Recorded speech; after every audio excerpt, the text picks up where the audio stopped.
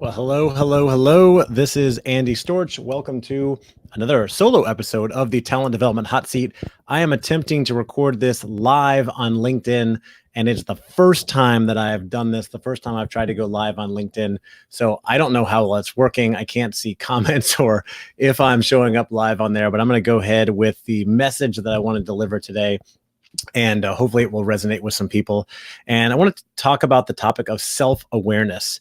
So if you listen to me or you follow me, you know that I interview a lot of people in talent development. I meet with a lot of leaders, business leaders, clients across different companies. And I also listen to a lot of content, read a lot of books on leadership and business and things like that.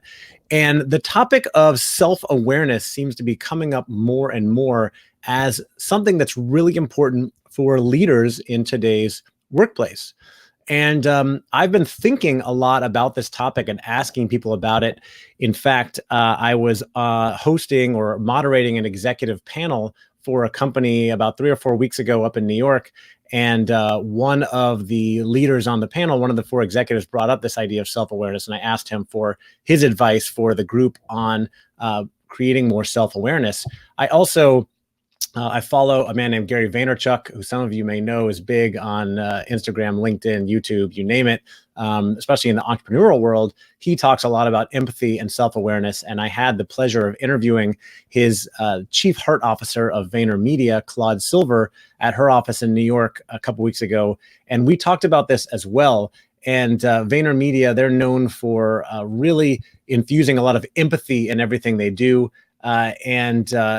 We talked about leadership and self-awareness and how empathy often starts with self-awareness and understanding yourself before you understand others.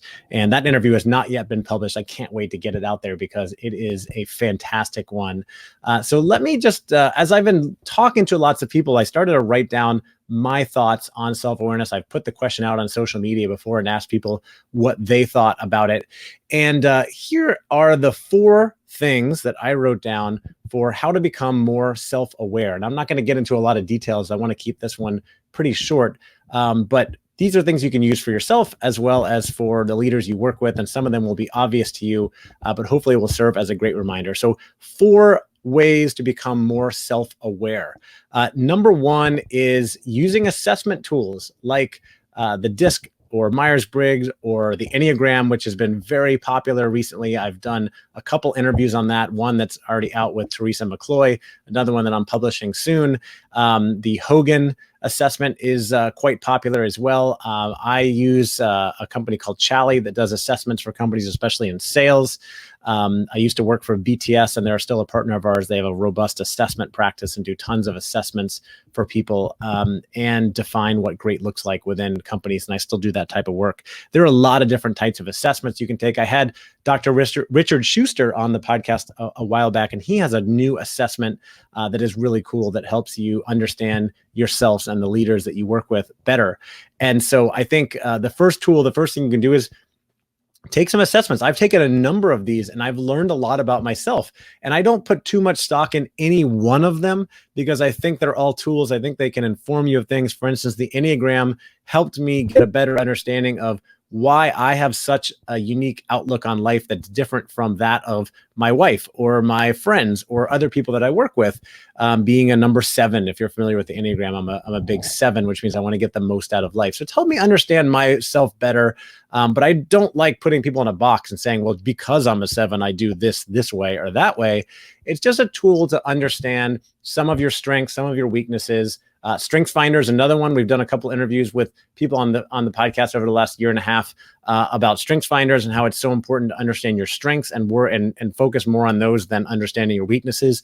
And I think it's so important. I think a lot of people don't even understand their strengths or their native genius. If you've read Multipliers by Liz Weissman, which, by the way, I run a full-day business simulation called Multipliers based on the book by Liz, and we do an exercise to help people discover their native genius and send them home with a experiment that they can do with their team to help the team discover their native genius. And I think that's a really great activity because a lot of time people don't know what their strengths are until they hear from other people. And that goes to my second tip for raising self-awareness or improving your self-awareness. And that's getting feedback from your boss, from your colleagues, from your team, from your friends, even from your spouse. And this one is another one that's kind of obvious, but it's hard to do. And when I put the question out on Facebook the other day to my friends, how do you improve your self-awareness? This was the top comment that came back, was seek feedback from others. And it could be from colleagues after you do certain things. It could be from your boss on a regular basis. As I mentioned, it could be from a friend or from a spouse. Hey, how am I showing up? Could you give me some feedback on your perception of me, and am I doing well and supporting you, whatever it may be? And you might learn some things. It's scary because you might learn that you're doing some things not very well, right? That you have some weaknesses or some blind spots, but you also may learn about some strengths that you're not aware of, that your friends see, that are very obvious to them and not obvious to you. Because one thing that I've learned over time, working, running a business, talking to lots of people, is that we often take our strengths for granted. We often think that if I'm good at this, if I'm good at asking questions, recording a podcast, getting on video, talking, whatever it may be, other people can probably do this no problem. Not a big deal, right? So this is really not that special. But what we learn when we ask these questions is that our friends tell us, or our colleagues tell us, that no, you are really good at this. I could never do what you're doing. You're really good at digging into the details. You're really good at getting things done. You're really good at handling pressure. You're really fun and funny to work with. You're a really great storyteller. I've heard that one as well. And so it's really great to get that feedback. So along with the assessment tool, seek feedback from colleagues, from your manager, from friends, even your spouse. And that's a great way to raise self-awareness. The third tip is attend seminars, workshops, conferences. I go to a lot of these, and I've attended sessions. I've gone through workshop seminars where you really focus on yourself and understanding your strengths and weaknesses, especially your limiting beliefs, things that are holding you back. And this can really be helpful. Another one here that could go along with this is you can read some personal development books that can help you with this type of stuff. You can hire a coach or join a mastermind group. So I have a coach and a mastermind group. I also do coaching, and I started with a new client yesterday.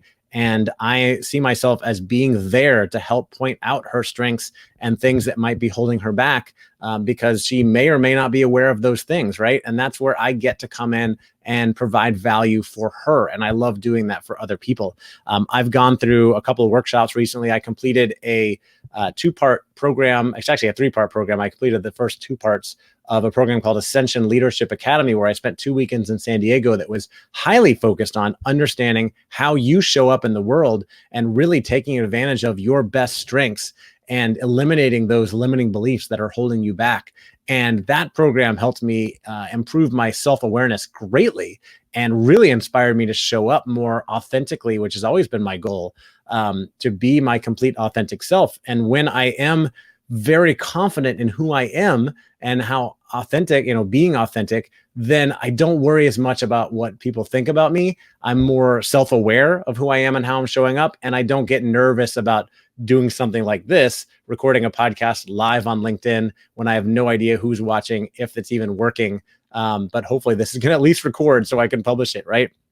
But when you're authentic and you trust yourself and those around you, then you don't worry about it as much. So going through those programs, I've also gone through Unleash the Power Within, which is a 4-day program by Tony Robbins. I did that one a couple of years ago with my wife, and there was some great stuff in there about understanding your limiting beliefs and turning them into empowering beliefs.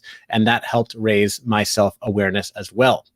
The fourth and final tip I will give on improving your self-awareness is all about mindfulness and meditation as well. So I have been practicing meditation regularly for the last 3.5, almost 4 years.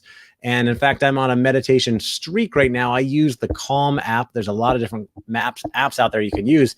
And I have meditated for 931 days in a row. Now, I kind of bragging about that, but I love the consistency. It keeps me going. I need something like that. I also love getting that bit of mindfulness every day. And the Calm app also gives you a lesson with every 10-minute daily meditation. And so I learn a lot from those lessons.